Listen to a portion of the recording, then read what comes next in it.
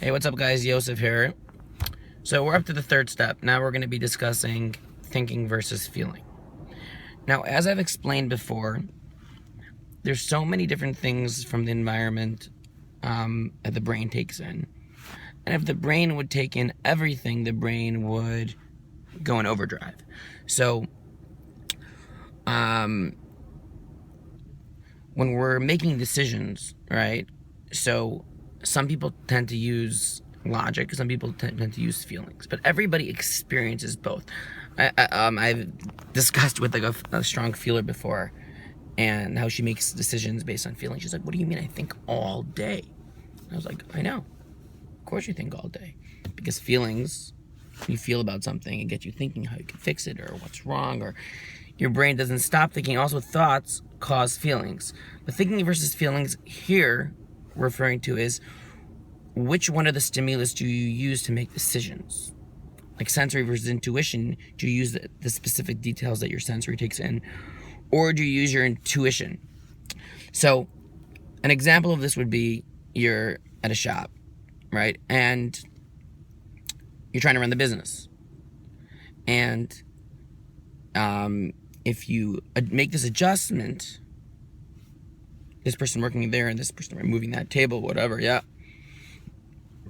it'll make the business run smoother, but it also will hurt two people's feelings.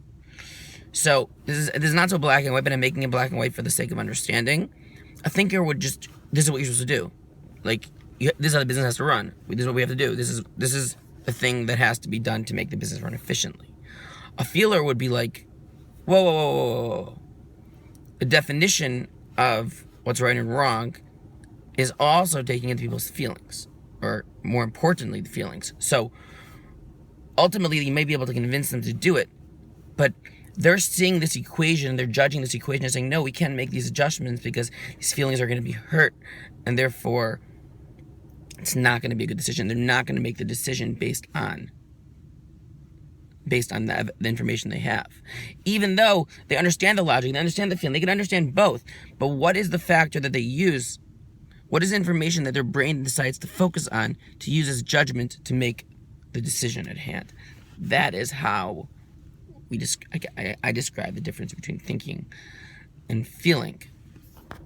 When you have that preference, though, lots of things come along with it. Thinkers tend to like to know knowledge more, like to know how things work more. Again, this is not black and white. Thinkers probably do better in school. They're more emotionally stable. They're not going to be as good with people. They're not going to have the same interactive skills. They're not going to be as empathetic. It's going to be harder for them to give advice. Like, okay, fine, so go to the doctor. Or, all right, so why don't you just avoid that person because he's causing you pain? Versus the feeler would be like they could relate a lot more, and they're able to also like feeling to feeling connection with people. When you're a feeler, you have this like connection with people where you're able to kind of understand them through vicariously feeling what they're feeling, and it enables a certain amount of connection that's harder for thinkers to experience. So there's lots of that come along, but the main thing with T versus F, thinking versus feeling, is in terms of how you make judgments of decisions and what causes you to make the decisions, what stirs, what evidence is used to make decisions. Okay, I hope you find this helpful. Have a good day.